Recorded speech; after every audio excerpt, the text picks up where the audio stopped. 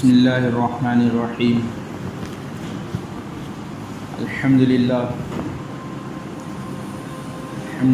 وکفیٰ وسلام علی عبادہ الذین اصطفیٰ اما بعد فاعوذ باللہ من الشیطان الرجیم بسم اللہ الرحمن الرحیم والفجر وليال عشر والشفع والوتر وقال النبی صلی اللہ تعالی علیہ وسلم ان اللہ لا ينظر الى صورکم واموالکم ولكن ينظر الى قلوبکم واعمالکم او کما قال علیہ الصلاۃ والسلام۔ میرے بھائیوں، عزیزوں، بزرگوں، دوستوں اور دینی بھائیوں، اللہ تعالیٰ کا بہت بڑا فضل و احسان ہے کہ ماہ ذی الحجہ شروع ہونے والا ہے۔ یہ اسلامک مہینہ کا آخری مہینہ ہے اور یہ بہت ہی زیادہ فضیلت والا مہینہ ہے۔ اس کے بہت سارے فضائل آئے۔ ویسے تو جتنے بھی دن ہیں، مہینے، یہ سب اللہ تعالیٰ نے بنائے ہیں، مگر کچھ دنوں ایسے ہیں اور کچھ مہینے ایسے ہیں جس کو خاص فضیلت اللہ تعالیٰ نے عطا فرمائی ہے۔ وہ اس وجہ سے کہ اللہ تعالیٰ اپنی رحمتوں کا نزول کرنا چاہتا ہے، یعنی ہمیں دکھانا چاہتا ہے کہ ہماری رحمت کتنی بڑی ہے۔ تو اصل چیز اللہ تعالیٰ کی رحمت کو حاصل کرنا، تو اس مہینے کی ہمیں آپ کو قدر کرنا، یہ اصل ہے۔ اللہ تعالیٰ ہم سب کو اس مہینے کی قدر کرنے کی توفیق عطا فرمائے۔ ویسے تو برکت والا مہینہ تو رمضان المبارک سے الحمدللہ چل رہا تھا، اس کے بعد رمضان المبارک کے بعد دوسرا مہینہ آتا ہے شوال کا۔ یہ بھی بہت بابرکت مہینہ تھا۔ یہ حج کا مہینہ کہلاتا ہے، شوال کا مہینہ حج کا مہینہ کہلاتا ہے۔ الحج اشہر معلومات، کہ حج کے جو چند مہینے ہیں اور جو حاجی جو اپنا سفر شروع کرتا ہے وہ شوال کے مہینے سے شروع کرتا ہے، تو وہ بھی ایک بہت بابرکت مہینہ تھا۔ اس کے بعد ذی القعدہ، اس کے بعد یہ ذی الحجہ کا مہینہ جو ہمارے سامنے، یہ حج والا مہینہ کہلاتا ہے، جسے حج والا مہینہ کہتے ہیں۔ تو اس کی بہت بڑی فضیلت آئی ہے قرآن میں بھی۔ 10 راتوں کے بارے میں جو سورہ فجر میں جو اللہ تعالیٰ نے جو 10 راتوں کی فضیلت جو بیان کی ہے، وہ یہی 10 راتیں ہیں جو پہلی تاریخ سے لے کر 10ویں تاریخ 10 ذی الحجہ تک چلے گی۔ اس کی بہت ساری فضیلت آئی ہے، یہاں تک کہ حدیث شریف میں جناب محمد رسول اللہ صلی اللہ علیہ وسلم نے ارشاد فرمایا کہ رمضان المبارک کے بعد اللہ تعالیٰ کو کسی دن میں اتنی بندے کی عبادت پسند نہیں ہے جتنے اس مہینے میں ہیں، یعنی ان خاص ایام میں جو ہے، یہ جو 10 دن جو ہے، اس میں اللہ تعالیٰ کو ہر قسم کی نفلی عبادت ہو یا فرض عبادت، یا جتنی بھی عبادت ہے، جتنا رمضان المبارک کے بعد کسی دن میں بھی اللہ تعالیٰ کو اتنی عبادت بندے کی پسند نہیں آتی جتنے اس مہینے میں، یہ جو مہینہ بھی شروع ہوا ہے، ہونے والا ہے، جو اس میں اللہ تعالیٰ کو پسند ہے۔ اور اس کا ایک دن کا روزہ رکھنا،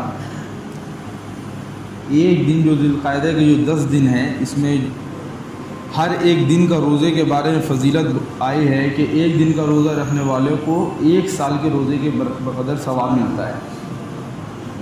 ایک دن کا روزہ 1 سال۔ اور یہاں تک کہ اللہ تعالیٰ جتنی توفیق دے رکھنی چاہیے۔ اور 9 ذی الحجہ جو آئے گا، اس عرفہ کا دن جسے کہتے ہیں، اس دن حاجی جتنے بھی حضرات ہوتے جو حج میں جاتے ہیں، وہ 9 ذی الحجہ کو، 9 تاریخ کو وہ عرفات میں رہتے ہیں۔ تو اس دن کے بارے میں آیا ہے، اس دن کا جو روزہ رکھے گا، اللہ تعالیٰ اس کے اگلے پچھلے کے 1 سال کے گناہوں کو بھی معاف فرما دیتے ہیں۔ اور یہ بہت ساری فضیلتیں آئی ہے 9 کی خاص طور پر۔ ویسے تو پورا یہ مہینہ ہی ہے عبادت کے لیے، اور اس میں جتنی بھی نفلی عبادت زیادہ سے زیادہ کریں گے ثواب بہت زیادہ ملے گا۔ خاص طور پر اگر جس کو توفیق مطلب پورے روزہ نہیں رکھ سکتا، کم سے کم 9 کا تو ضرور کیا کر لے، کرنا چاہیے۔ یہ تو فضیلتیں ہیں اس مہینے کی۔ کچھ احکام بھی ہے اللہ تعالیٰ کے، کچھ حکم بھی ہے کہ جو حضرات قربانی کرنے کا ارادہ جن کا ہو، جو حضرات کا اللہ تعالیٰ نے صاحب حیثیت حضرات ہے جو قربانی کرنے کا جن کا ارادہ ہو کہ قربانی کریں گے، تو وہ چاند جب نکل جائے تو چاند نکلنے کے بعد وہ اپنے بال اور ناخن وغیرہ نہیں کاٹیں گے. یہ ایک حکم ہے، مستحب عمل ہے. ویسے تو اللہ تعالیٰ کی جتنی بھی جو حکم اللہ تعالیٰ نے ہمیں آپ کو دیا ہے، ہر کے پیچھے کچھ نہ کچھ حکمت ہے، وہ ہمارے عقل اس قابل نہیں ہے کہ اس کو سمجھ سکے. اب یہ ناخن نہیں کاٹنا، بال نہیں کاٹنا، اس کی کیا حکمت ہو سکتی ہے؟ تو اسی کو بس اللہ کا حکم ہے، نبی نے کہہ دیا ہے، بس اس کو مان لینا ہے. مگر پھر بھی علماء اکرام نے ایک حکمت یہ بیان کی ہے. اس کی وجہ یہ ہے کہ یہ جو حضرات حج میں جاتے ہیں یا عمرے میں جاتے ہیں، تو جب احرام کی حالت میں ہوتے ہیں تو ان کے اوپر میں کچھ چیزیں، کچھ شرائط لاگو ہو جاتی ہے. ان میں سے ایک یہ بھی ہے کہ وہ سلا ہوا کپڑا نہیں پہنیں گے حاجی حضرات، اور ناخن وغیرہ نہیں کاٹیں گے، بال وغیرہ نہیں کاٹیں گے. یہ اللہ تعالیٰ کی طرف سے ایک حکم ہے حاجیوں کے لیے. تو ہم اور آپ حضرات جو یہاں پر موجود ہے، اس اتنی بڑی حج والی فضیلت سے ہمیں بھی کچھ حصہ مل جائے، تو اس کی ایک نقل کی صورت میں اللہ تعالیٰ کے نبی نے حکم دے دیا کہ تم لوگ بھی جو حج میں نہیں گئے یا عمرہ میں نہیں گئے، تو وہ ان کی یہ نقل کر لے کہ وہ بھی کیا نہ کرے، ناخن اور بال وغیرہ قربانی تک نہ کاٹے، ایسے ہی چھوڑ دے،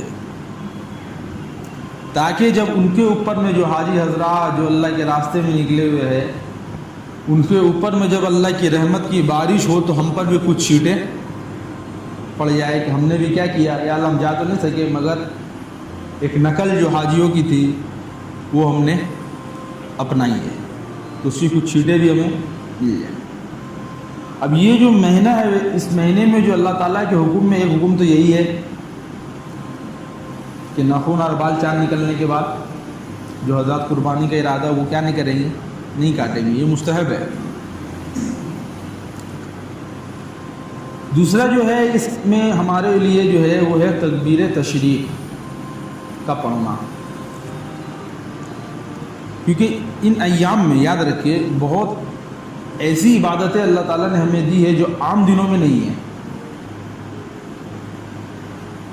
ذی الحجہ کے مہینے میں جو عبادتیں اللہ تعالیٰ کی طرف سے ہمیں دی گئی ہے وہ عام دنوں میں نہیں ہے. خاص طور پر دو عبادت، ایک حج جو عام دن میں نہیں ہو سکتا، اور دوسرا قربانی. دونوں اگر آپ عقل کے لحاظ سے دیکھیں گے تو دونوں عجیب عبادت ہے. حج عاشقانہ عبادت ہے. ویسے تو آپ پورے دین میں دیکھیں گے بھائی نظافت، صاف صفائی، ہر وقت رہنا، مگر حاجیوں کو کہا جاتا ہے کہ جب حج میں حاجی وہ اتنا زیادہ پکا جو جتنا زیادہ میلا کچیلا وہاں رہے. تو جو حکم اللہ تعالیٰ کی طرف سے جیسا دیا جائے اس کو ماننا اصل ہے، نبی کے طریقے پر اس کو پورا کرنا اصل ہے. اپنے عقل کا گھوڑا لگانا، بہت سارے لوگ قربانی کا موقع آیا تو کہتے ہیں بھائی قربانی میں اتنے جانور ذبح ہوتے ہیں، کیا فائدہ، اس سے اچھا کسی غریب کو دے دیا جائے. یہ بیوقوفی والا کام، یہ کم عقلی والا کام. اصل مقصد وہ نہیں ہے. اگر مقصد اگر گوشتی اگر ہوتا کہ بھائی غریب کو گوشت دینا ہے تو ایک ترتیب بن جاتی ہے، بھائی کچھ لوگ اب اس مہینے میں کریں گے، کچھ لوگ اگلے مہینے میں کریں گے، تاکہ پوری زندگی غریب گوشت کھاتے رہتا. مقصد وہ نہیں ہے گوشت، مقصد ہے اتباع نبی کے طریقہ. ورنہ آپ غور کریں حج میں حاجی جاتے ہیں تو بہت زیادہ بھیڑ ہوتا ہے. حجر اسود کا بوسہ لینا تو قریب سے تو بہت ہی مشکل، جب تک لڑائی پٹائی نہیں کریں گے تب تک آپ آگے نہیں پہنچ سکتے.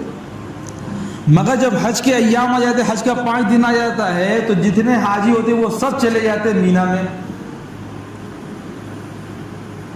اور عرفات میں اب ان کا حج کا جو کام شروع ہو گیا ہے. اس وقت مکہ مکرمہ بالکل خالی رہتا ہے. بالکل آرام سے آدمی جا کر بوسہ بھی لے سکتا ہے, طواف بھی کر سکتا ہے, جتنا عمرہ چاہے کر سکتا ہے, مگر اب اگر وہ کرے گا تو کہا کہ اس کو ثواب نہیں ملے گا, اب گناہ ہے. کیونکہ اب تم کو رہنا کہاں ہے؟ مکے میں نہیں, جبکہ مکہ مکرمہ میں عبادت کرنا, وہاں طواف کرنا, حجر اسود کا بوسہ لینا کتنی بڑی فضیلت کی بات. مگر اب حکم کیا ہے کہ اب تم یہاں مت رہو, اب تم جاؤ جنگل میں. اب تمہارا مینا میں رہ کر اور عرفات کے میدان میں رہ کر ہی عبادت کرنا, نماز پڑھنا, وہ حرم میں عبادت اور نماز سے افضل ہے, کیونکہ نبی نے ویسا کیا ہے. تو جو نبی کر کے گئے تو اصل وہ ہے, جو نبی بتا کر گئے اصل طریقہ وہ ہے. جگہ کوئی معنی نہیں رکھتا, حرم ہے یا مدینہ ہے یا مدینہ منورہ ہے, مدینہ شریف ہے یا حرم پاک ہے, یہ کوئی چیز معنی نہیں رکھتا, اصل اتباع معنی رکھتا ہے. اب کوئی چاہے کہ بھائی حج میں یہ ہے اور وہ سوچے کہ اب حجر اسود کا تو بوسہ آرام سے لے لیں گے, ابھی آگے حرم میں, تو کہا کہ یہ غلط ہے, اب گناہ ہے. عبادت کر رہا ہے مگر کیا گناہ نہیں. اب آپ کے لیے وہیں رہنا افضل ہے. اب آپ کے لیے شیطان کو پتھر مارنے کے لیے کنکڑی چننا افضل ہے, نہ کہ حجر اسود کا بوسہ. اب آپ لیجئے جا کر وہاں وہ کنکڑی اٹھائیے, کیا بڑے عالم ہو یا بڑے مفتی ہو یا ڈاکٹر ہو یا انجینئر ہو, جو ہو وہ سب کے سب کہاں رہیں گے مزدلفہ میں. جب وقت آ گیا مزدلفہ کا تو مزدلفہ چلے گئے. اب آپ اسی میدان میں رہنا ہے, وہی جو ارکان جو بتائے جاتے ہیں حج کے وہی پورا کرنا. اب یہی اتباع, یہی آپ کے لیے کیا ہوگا, نجات کا ذریعہ ہے, یہی حج ہے, اتباع. بظاہر بتایا تھا صاف صفائی, مگر اب کیا جاتا ہے نہیں, اب گندے رہو اللہ کے یاد میں, اب یہ کہ لبیک پڑھتے چلو. تو حاجیوں کی نقل ایک تو یہ ہو جائے گی ہمارے لیے کہ ہم ان کی طرح کیا نہیں کریں گے, اپنے ناخن وغیرہ اور بال وغیرہ نہیں کٹائیں گے. اور دوسری نقل کہ حاجی جو ہے وہ لبیک پڑھے گا. اور ہمارے لیے ہے کہ ہم اللہ کے نبی جناب محمد رسول اللہ صلی اللہ علیہ وسلم نے ارشاد فرمایا کہ 9 تاریخ کی فجر سے 13 تاریخ کی عصر تک تکبیر تشریق ہمیں آپ کو پڑھنی ہے. ہر فرض نماز کے بعد واجب ہے, مرد ہو عورت ہو. مرد کے لیے ہے کہ وہ زور سے پڑھے مسجد میں کہ تھوڑا گونجے آواز, اور عورتوں کے لیے وہ گھر میں پڑھیں گے آہستہ آواز سے پڑھیں گے. اللہ اکبر اللہ اکبر لا الہ الا اللہ اللہ اکبر وللہ الحمد. ایک بار پڑھنا واجب ہے, پڑھنا ہر فرض نماز کے بعد. یہ ہمارے لیے حکم ہے اس مہینے میں یہ کرنے کا. اب مسئلہ آیا ہے کہ اب اللہ معاف کرے, ہوتا کیا ہے کہ حاجی حج میں بھی جا کر بھی وہاں پر بھی یہ تکبیر تشریف یہ لبیک وہ بھی نہیں پڑھتے. اللہ عبادت فرمائے, جو جا رہے ہیں وہ خوب پڑھے, ابھی باقی ہے فلائٹ, زیادہ سے زیادہ پڑھنا چاہیے. بعض ہمارے علماء مشائخ نے یہاں تک لکھا ہے, یہاں تک ان کا عمل رہا ہے کہ وہ 9 ذی الحجہ سے لے کر 13 ذی الحجہ تک, جو فجر سے لے کے عصر تک کا معاملہ میں, یہ تو ہر فرض نماز کے بعد پڑھنا واجب ہے, یہ تو پڑھتے ہی تھے. اس کے علاوہ بھی ان کا ہر وقت دکانوں میں اور بازاروں میں جا کر صحابہ اکرام اور بزرگان دین سے ثابت ہے کہ وہ جا کر بازاروں میں بھی زور زور سے تکبیر تشریق پڑھا کرتے تھے. تو ہمیں آپ کو بھی 9 تاریخ سے لے کر کہیں پر بھی ہو, ہمارا ہر وقت زبان میں یہی ہو, اللہ اکبر لا الہ الا اللہ اللہ اکبر وللہ الحمد.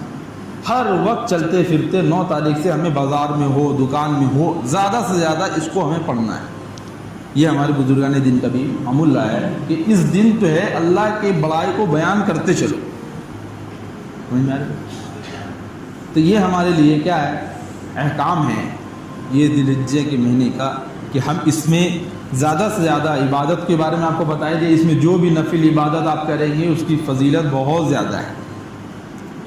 یہاں تک کہ آیا ہے کہ اس کے رات کا قیام, یہ جو 10 راتیں ہیں نا, 1 سے لے کے 10 رات تک کا, کہا کہ اس کا رات کا قیام تو ایسا ہے جیسے شب قدر کی عبادت ہے. جیسے شب قدر میں عبادت آدمی کرتا ہے, اس کی فضیلت کتنی آئی ہے. تو ان 10 راتوں میں بھی عبادت کرنے کا معاملہ ایسا ہی ہے جیسے کہ آدمی شب قدر کے اندر عبادت کر رہا ہو. تو یہ رات غفلت میں نہ چلی جائے، اور اس کے دن ہمارے کم سے کم زیادہ سے زیادہ روزہ رکھنے کی کوشش کرے، نہیں تو کم سے کم 9 کا روزہ تو انشاءاللہ سب رکھنے کی پوری کوشش کرے۔ یہ بہت ضروری ہے کہ کچھ نہ کچھ حاصل ہمارے اس آخری مہینے سے جاتے جاتے، محاسبہ کا بھی مہینہ ہے، نیا اگلا مہینہ نیا سال شروع ہو جائے گا، تو ہم نے کیا اس سال میں کیا، کیا کیا نہیں کیا، تو یہ توبہ کر کے اپنے معاملہ کو کیا کر لے۔ اللہ تعالیٰ نے اتنی بڑی فضیلت کا دن بھی دے دیا، حج کا نہیں دیا، توفیق نہیں ملی یا موقع نہیں ہوا، کم سے کم یہ عبادت ہم یہاں رہ کر انجام دیں۔ یہ تو ہو گئی عبادت کے لین سے۔ ایک عبادت اس میں بہت بڑی یہ ہے، تو ایک تو حج ہو گیا، اور دوسرا جو ہے وہ قربانی ہے۔ قربانی ہمارے صاحب حیثیت جو آدمی ہو، جس کے اوپر 52.5 تولہ چاندی کی جو قیمت پڑتی ہے، اگر اس کے پاس اتنا موجود ہے اپنے زائد ساز و سامان سے زیادہ، مرد ہو یا عورت ہو، مرد کے اوپر میں الگ فرض ہے اور واجب ہے، اور عورت کے اوپر میں الگ واجب ہے۔ مرد عورت کے پاس اگر نہیں ہے اتنا مال تو عورت کے اوپر میں واجب نہیں ہے، اگر ہے اتنا مال صاحب نصاب ہے، اس میں سال گزرنا ضروری نہیں ہے کہ 1 سال گزرے گا اس مال کو، وہ زکوٰۃ کے لیے ہے۔ اور صدقہ فطر جو ہوتا ہے اور قربانی جو ہوتا ہے، اس میں سال گزرنا ضروری نہیں ہے۔ جب آپ کے پاس مال آ چکا ہے اور آپ کے پاس اتنا مال ہے جو صاحب حیثیت آپ پہنچ رہے ہیں، اس کے لیے صحیح طریقے سے جمعہ میں اتنا لمبا مسئلے کے بات آنے سے تو الجھن ہو جائے گی دماغ میں بہت سارے، تو اپنے جو معتبر عالم ہو ان سے اس کے بارے میں پوچھ لے کہ میرے پاس صاحب نصاب میں ہوں یا نہیں۔ بہت سارے لوگ صاحب نصاب ہوتے ہیں مگر پھر بھی ان کو مسئلہ معلوم نہیں ہوتا، وہ چھوڑ دیتے ہیں۔ تو اگر معلوم ہو گیا، ہم معلوم کر لے، اگر معلوم ہے کہ بھائی ہم نے کئی سال سے ہم صاحب نصاب تھے، اتنا مال تو میرے پاس تھا کہ ہم قربانی کر سکتے تھے، اگر نہیں کیا ہے تو اتنا مال نکال کر آپ کو صدقہ کرنا واجب ہے آپ کے اوپر میں، قربانی معاف نہیں ہوگی۔ اگر آپ کے اوپر اس سے پچھلے قربانی سب واجب تھے آپ کے اوپر میں اور آپ نے نہیں کیا، ابھی آپ کو پتہ چلا مثال کے طور پر آپ نے معلوم کیا اتنا مال تو میرا پچھلے سال بھی تھا، اس سے پہلے بھی میرے پاس تھا، میں نے قربانی نہیں کیا، مجھے سمجھا میرے پر واجب ہی نہیں ہے، تو آپ کے اوپر میں اتنے سال کی قربانی کا کیا کرنا واجب ہے۔ قربانی مطلب کہ اس کے مال کو صدقہ کرنا، اتنا مال نکال کر آپ کو ہر ایک سال کے اعتبار سے اس کے اتنا مال کو صدقہ کرنا آپ کے اوپر میں واجب ہے، یاد رکھیں۔ تو اب نابالغ بچے کی قربانی میں آپ یا مرحومین کی قربانی بہت سارے لوگ کرنا چاہتے ہیں، مال ہوتا ہے تو اس کا 2 طریقہ ہے۔ مرحومین جو دنیا سے ہمارے چلے گئے، اماں ابا یا رشتہ دار دادا دادی، ہم چاہتے ہیں ان کے نام میں قربانی کرنا، تو اس کا 2 طریقہ ہے۔ ایک طریقہ تو یہ ہے کہ آپ ان کے نام ہی سے قربانی کر دیں کہ بھائی فلانا مرحوم کے نام سے، ابا کے نام سے، اماں کے نام سے، ان کے نام سے۔ دوسرا طریقہ یہ ہے قربانی تو آپ نے اپنے نام سے کی اور ثواب کی نیت کر لی کہ اس کا جو ثواب ہے وہ ہمارے مرحوم ابا کو یا اماں کو یا دادا کو یا دادی کو یا فلانا کو پہنچ جائے۔ دونوں طریقہ جائز ہے۔ ایک تو یہ ہے کہ ان کا نام ہی سے کر دیا جائے، دوسرا یہ ہے کہ نام تو میرا ہے مگر میں چاہتا ہوں کہ اس کا ثواب کس کو پہنچ جائے۔ اس ثواب پہنچانے میں آپ ایک سے زیادہ کا بھی کر سکتے ہیں۔ ایصال ثواب جس کو ہم کہتے ہیں نا، ایصال ثواب ایک قربانی پر بہت سارے لوگوں کو ایصال ثواب پہنچا سکتے ہیں۔ مطلب کہ آپ نے 1 جانور 2 جانور لیا، ایک تو یہ طریقہ ہے کہ 1 جانور 1 بکرے کی قربانی اپنے نام میں کر لی مثال کے طور پر، دوسرے کی قربانی کسی کے نام میں کر دی، ابا یا مرحوم کے نام میں۔ دوسرا طریقہ یہ ہے کہ ایک تو اپنے نام میں تو کی ہے، اس کا ثواب پہنچا دیا ہم نے کیا اپنے ابا کو یا جس کو بھی مرحومین کو پہنچا دیا، یا پھر ہمارے نابالغ بچے گھر میں ہیں، 4-5 بھائی یا ہمارے نابالغ بچے ہیں، ان کے ہر ایک کے نام میں قربانی ہم نہیں کر سکتے، تو یہ بھی کر سکتے ہیں، ایک قربانی کیا اس کا ثواب جو ہے وہ ان نابالغ بچوں کو پہنچا دے، یہ بھی کر سکتے ہیں۔ مگر اگر بچہ بالغ ہے، خود کماتا ہے، مسئلہ ہے کہ یہ بھی ذہن میں رکھے، یا کوئی ایسا آدمی ہے آپ کا رشتہ دار ہے یا آپ کا بیٹا یہاں پر نہیں کہیں باہر کام کر رہا ہے اور وہ خود مالدار ہے اور آپ نے اس کو بغیر بتائے یہاں قربانی کر دی اس کے نام پر، تو قربانی نہیں ہوگی، یاد رکھیں۔ آپ کا اگر کوئی بیٹا بالغ ہے یا کوئی بھی اپنا بھائی بالغ ہے، وہ صاحب حیثیت خود ہے، تو اس کو بغیر بتائے آپ نے یہاں اس کی گھرانے میں قربانی کر دی اس کے نام سے، اس کو اطلاع بھی نہیں کیا اور اس نے بھی قربانی نہیں کی، اس کو یاد پتہ ہی نہیں، تو کہا کہ اس کے نام سے قربانی نہیں، اس کو اطلاع کرنا ہوگا، وہ اجازت دے گا کہ ہاں کر دو میرے نام سے، تو کرنے پر ہوگا۔ یہ زندوں کے بارے میں۔ مردوں کے بارے میں اگر انسان مرنے سے پہلے وصیت کر کے جا رہا ہے، ابھی حال فی الحال مرنے والا سمجھ میں آئی ہے کہ عید بقرعید نہیں دیکھے گا، اس نے وصیت کر دیا اگر میں مر گیا بقرعید سے پہلے تو میرے نام میں کیا کر دینا، قربانی کر دینا۔ اگر وہ وصیت کر کر جا رہا ہے تو اس کی تہائی مال میں سے، جتنے اس کے پاس مال ہے اس کی تہائی میں سے اس کے نام پر قربانی کرنا واجب ہوگا۔ اگر وصیت کر کر نہیں گیا ہے تو کوئی یہ نہیں ہے، مگر مال بھی اتنا ہو، اب مالی تھوڑا سا ہو تو وہ الگ بات ہے، پھر مگر جتنا مال ہے اس کا تہائی میں سے اس کو قربانی کا اگر نصاب بیٹھے گا، پیسہ اتنا بچ رہا ہے تو اتنا مال میں قربانی کرنا واجب ہوگا، یاد رکھیں، ٹھیک ہے۔ تو اپنے نام میں بھی بیوی کے پاس اتنا مال ہے عورت کے پاس میں تو وہ اپنی قربانی خود کرے گی۔ ہاں اگر وہ اپنے شوہر کو کہہ دیتے آپ میری طرف سے کر دیے، وہ کر دے گا تب ہو جائے گا، اس کو اطلاع ہونا، اس کو معلوم ہونا کہ میرے نام سے قربانی کی جا رہی ہے، اب میں نے کہا ہے، یہ ہونا ضروری ہے زندوں کے لیے۔ اور مردوں کے لیے آپ جتنی بھی قربانی کر کر آپ ثواب جس کو چاہے پہنچا دیں، پہنچ جائے گا، وہ بھی طریقہ ہے، اور اس کے نام پر قربانی کر دے وہ بھی طریقہ ہے، یاد رہے گا انشاءاللہ۔ اور مزید نہیں سمجھ میں آتا تو اس کے بارے میں علماء سے بیٹھ کر معلوم کر لیں، یاد رکھیں، مسئلہ مسائل کی چیز ہے، یہ ذہن میں رہے قربانی کرے۔ جانور کے بارے میں یاد رکھیں کہ اب یہ قربانی جو ہم کریں گے جانور لینا، تو جانور تو عام طور پر متعین کیا لیا جاتا ہے، بکرا ہے، بکری ہے، اور آپ کے کیا نام ہے بڑے جانور میں گائے، بیل، بھینس، یہ سب آئیں گے، اونٹ ہے۔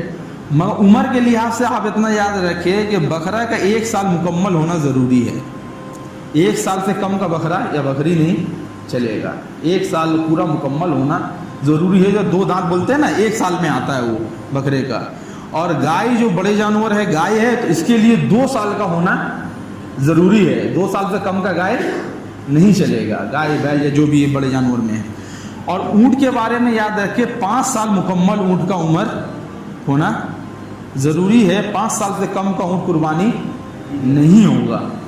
سمجھ میں آ رہی بات؟ آج کل دھوکہ کا زمانہ ہے، نقلی دام بھی لگا کے معلومہ بیچ دیتے ہیں کھسی بکری میں، اسی لیے ہاں اگر بھیڑ یا دمبا ہے وہ 6 مہینے سے زیادہ ہے اور وہ دیکھنے میں لگتا ہے کہ 1 سال کا، بھیڑ یا دمبا جو ہوتا ہے نا جانور، وہ اگر جو ہے اگر 6 مہینے سے زیادہ کا ہے اور دیکھنے میں لگ رہا ہے کہ 1 سال کا، تو اس کو وہ اس میں گنجائش ہے کہ وہ قربانی ہو جائے گا۔ اصل عمر دیکھنا ہے۔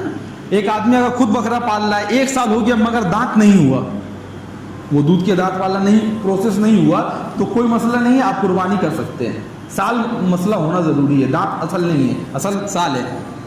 مگر دوسرے کے اوپر میں اعتبار کر کے نہیں کرنا کہ بھائی فلانا تو کہہ رہا ہے کہ بھائی ہو گیا، نہیں، اس کے اوپر اعتبار نہیں ہوگا۔ آپ اگر خود پالے ہیں جانور کو، 1 سال ہو گیا بکرا کا، تو آپ اس کا دانت ہوا یا نہ ہوا اس کا کوئی میٹر نہیں ہے، آپ قربانی کر سکتے ہیں۔ مگر کسی آپ سے خرید رہے، وہ اگر آپ کو کہہ رہے ہیں نہیں بھائی 1 سال ہو گیا ہے مگر دانت نہیں، یہ سب مسئلہ آ رہا ہے، تو آپ قربانی نہیں کر سکتے، اس لیے کہ اس اعتبار اس کا نہیں کیا جائے گا۔ تو جانور میں عمر کے لحاظ سے یہ چیزوں کو دیکھنا ضروری ہے۔ اور یہ بھی ہے کہ جانور اچھا ہونا چاہیے، سمجھ میں آ رہی بات؟ بعض لوگ ایسے لاتے ہیں کہ کہیں کے دیکھنے کے بس وہ پہنچ جائے بس کل کھانا تک، اللہ اللہ کر کے بس جبہ ہونے کے دیری ہے۔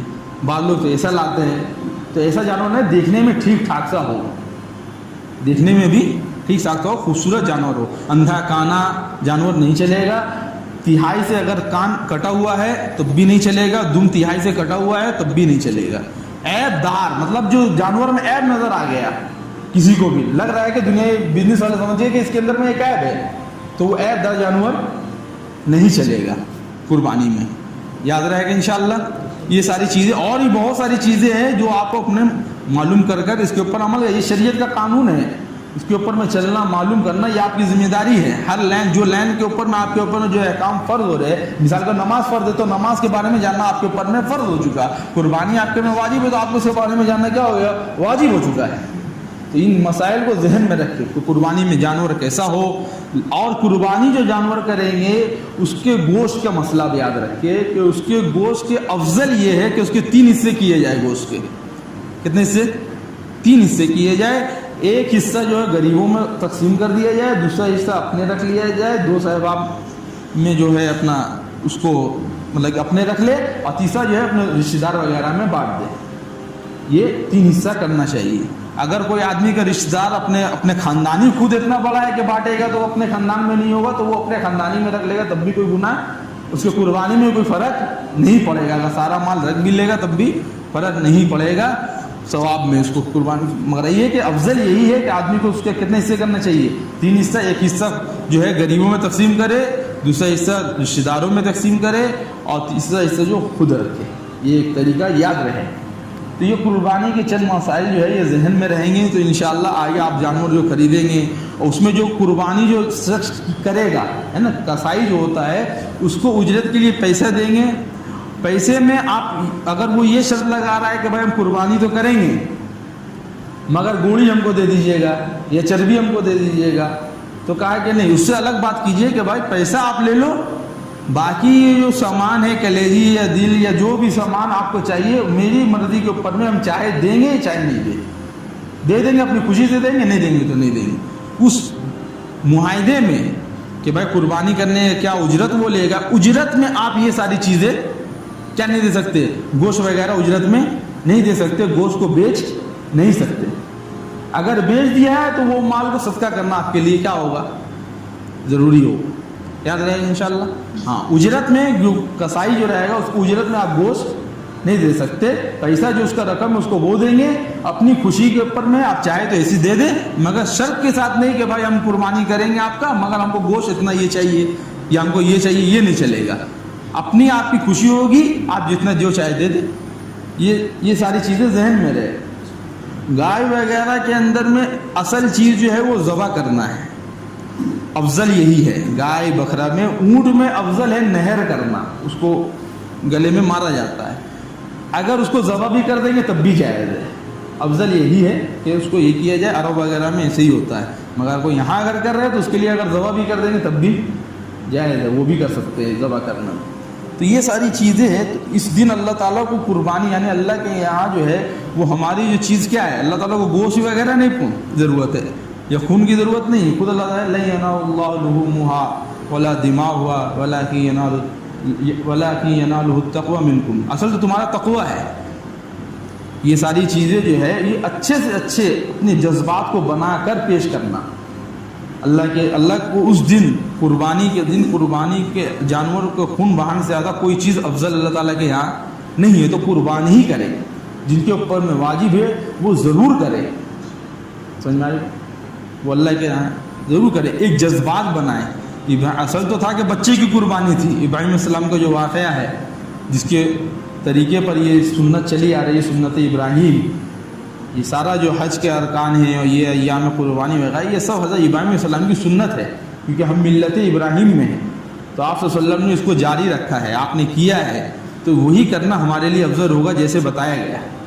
تو اس میں یہ ساری چیزیں ہمارے ذہن میں ہوں کہ آپ صلی اللہ علیہ وسلم نے جس طریقے سے بتایا ہے اس طریقے سے عمل کرنا ضروری ہے، ورنہ اگر اپنے طریقے سے کرنا ہوتا تو ابھی آپ 2-3 لاکھ کا جانور لا کے قربانی کر دیے، کوئی ثواب نہیں ملے گا۔ ٹائم وہی ہونا چاہیے، ٹائم بھی آپ کو یاد رہے کہ قربانی کا جو وقت شہر میں جو ہے کہیں پر بھی اگر نماز ہو گئی ہے تو آپ قربانی کر سکتے ہیں۔ افضل یہی ہے کہ نماز کے بعد خطبہ ہو، خطبہ کے بعد آپ کیا کریں، قربانی کریں، افضل یہی ہے۔ ورنہ آپ کے لیے جو ہے کہیں پر بھی محلے میں اگر مثال کے طور پر ہوتا ہے نا، مسجد میں الگ الگ ٹائم ہوتا ہے، کسی یہاں 9:30 میں ہے، کسی 9 میں ہے، تو اس طریقے سے اگر ایک مسجد میں بھی محلے میں اگر نماز ہو گئی ہے تو آپ قربانی، اگرچہ آپ نے نہیں پڑھا، آپ کہہ دیجئے کہ میرے نام سے قربانی کر دو، ہم وہاں جا رہے ہیں پڑھنے کے لیے، تو قربانی یہاں ہو جائے گی، تب بھی آپ کا۔ بہت سارے لوگ کیا کہتے ہیں، بھائی فلانا نماز پڑھا، ارے اس کے نام میں قربانی، وہ تو وہاں پڑھنے گیا، اب وہ آئے گا اس کے یہاں تو رکا ہوا نہیں۔ ایک جگہ جہاں آپ رہتے ہیں محلے میں ایک جگہ بھی اگر نماز ہو گئی ہے تو آپ اپنی قربانی اس کے نام میں کر دیجئے، قربانی ہو جائے۔ سمجھ میں آ رہی بات؟ اور بھی اس کے لین سے بہت ساری باتیں ہیں، بہت سارے مسئلے ہیں، یہ تو گنے چنے جو ذہن میں آتے جا رہے ہیں آپ کو بتا رہے ہیں، ورنہ اس کے بارے میں مستقل آپ صحیح علماء سے رابطہ کر اپنے بارے میں مسئلہ معلوم کریں کہ آپ کے گھر میں کس کے اوپر میں واجب ہو رہی ہے قربانی، تو وہ جانور خریدنے کے لیے ان چیزوں کا لحاظ بھی رکھے، ہے نا، جانور ٹھیک ٹھاک سا لے کر آئے تاکہ دیکھنے میں۔